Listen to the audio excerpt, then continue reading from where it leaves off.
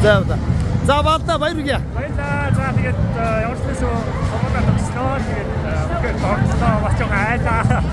Юм бодлоо штэ сая. Тийм үү. За юугаар төгсөж байгаа те?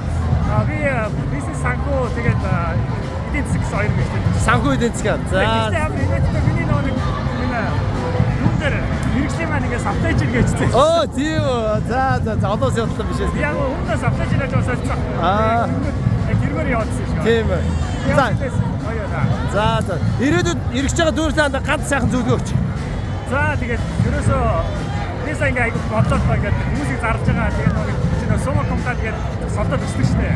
Тэгээд ер нь эхнээсээ ахуулаад зөвшөө hard working хийгээд яг бүхнээ зориулж яг сургын төлөө гараа. Тэгээд хажуугаар нь фан байх цаг зөндөө гардаг.